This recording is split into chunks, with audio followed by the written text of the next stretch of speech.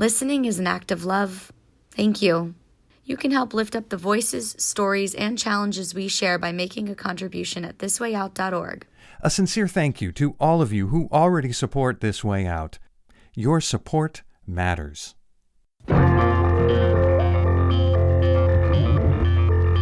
I'm Wendy Natividad. And I'm John Dyer V. With NewsWrap, a summary of some of the news in or affecting LGBTQ communities around the world for the week ending February 12, 2022. Polish lawmakers say they're just protecting children, but critics say the bill they passed this week will make it virtually impossible for teachers to include discussions about LGBTQ people in their classrooms. The measure gives government-appointed supervisors control over school curriculum. They would have the authority to approve or reject programs by non-governmental organizations and to fire teachers and school principals who don't fall in line. The legislation is part of the ruling far-right Law and Justice Party's ongoing campaign to Christianize Polish institutions. President Andrzej Duda is expected to sign it into law. Justyna Niekielska works for the Polish LGBTQ rights group Kampania Przeciw Homofobii. She told Pink News, "Young people will be punished for tolerance, openness to diversity, critical thinking, and independence. LGBTQ youth will feel less and less safe in schools." A measure equality advocates are calling the Don't Say Gay bill now seems certain to become law in the U.S. state of Florida. It was approved in the state Senate Education Committee along party lines on February 8th, having already passed in the House. It would prevent teachers in Sunshine State schools from encouraging classroom discussion about sexual orientation or gender identity in primary grade levels. Its restrictions apply to any level if the discussion is not age-appropriate or developmentally appropriate for students.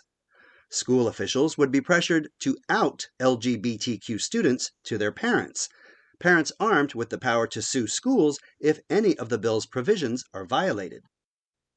Republican Senator and Baptist funeral director Dennis Baxley sponsored the bill and was challenged during the hearing by Democrats like Senator Tina Polsky. Mrs. Fish, why does Johnny have two mommies? What is the teacher supposed to say? Well, again, I think you should talk, some discussions are with your parents. And I think when you start opening sexual type discussions with children, you're entering a very dangerous zone, and your awareness should pop up right away. This isn't teaching. At rallies against the bill across Florida, students are speaking for themselves. I think with this bill, it's just another way for them to silence us. And we have been silent for so long. We are fighting for the opportunity to go to school and feel safe and feel protected. Governor Ron DeSantis is hinting his support for the bill in harmony with his hints about running for the Republican presidential nomination in 2024. He told a Miami press conference this week that, in some schools, children are advised, "Don't worry, don't pick your gender yet." Let's get parents involved. Let's make sure anything that's discussed is age appropriate. Teacher and parent of a transgender student, Anita Hatcher, begs to differ. When you reassert parental authority, sometimes you get the parental authority of my child's father, who told him it would be better if he took his own life. The White House is warning that the Florida bill is no isolated action. A spokesperson delivered a statement on February 8th saying, "Across the country, we're seeing Republican leaders take action to try and regulate what students can or cannot read, what they can or cannot learn, and most troubling, who they can or cannot be." Tennessee's Don't Say Gay bill has been born again after being aborted a decade ago. It's sponsored by Republican State Representative Bruce Griffey, who argues that state schools are not allowed to teach what he calls Christian values to his daughters. So, he says, "I don't see how LGBTQ and other issues and social lifestyle should be part of the curriculum." In other U.S. state-related news, a South Dakota Senate committee killed a so-called bathroom bill this week. It would have required trans students to use gender-segregated campus facilities like restrooms and locker rooms based on their birth gender. In Virginia, a House of Delegates committee rejected a bill that would have made the State Department of Education's guidelines for supporting transgender and non-binary students not mandatory for school districts. History was made in the U.S. Senate this week. Chantale Wong's confirmation as U.S. Director of the Asian Development Bank makes her the first out lesbian and first LGBTQ person of color to serve in a federal ambassador-level position. The Asian Development Bank promotes social and economic development in the Asia-Pacific region. Wong was confirmed February 8th in a rare bipartisan Senate vote of 66 to 31. With a master's degree in public administration from Harvard University's Kennedy School of Government, Wong served as budget director at NASA and acting budget director of the U.S. Treasury Department. She was also the founding chair of the Conference on APA Leadership, a group that encourages young Asian Americans and Pacific Islanders to pursue careers in public service. Imani Rupert Gordon is the executive director of the National Center for Lesbian Rights. Her press release applauding Wong's confirmation read, "When President Biden took office a year ago, he pledged to transform the executive branch by including appointments that reflected the full diversity of our great nation, including people of color and members of the LGBTQ+ community." From appointing Secretary Buttigieg and Admiral Rachel Levine, the first Senate-confirmed openly gay and transgender cabinet-level appointments respectively, to today's confirmation of Ambassador Wong, it is clear that President Biden is intent on fulfilling that promise. A leading European Roman Catholic cardinal has done what Jesus would do: call for a fundamental revision of church teachings on homosexuality. During an interview with the German Catholic news agency KNA, Cardinal Jean-Claude Hollerich of Luxembourg confessed that he does not consider same-gender relationships sinful, saying, "I believe that the sociological scientific foundation of this teaching is no longer true."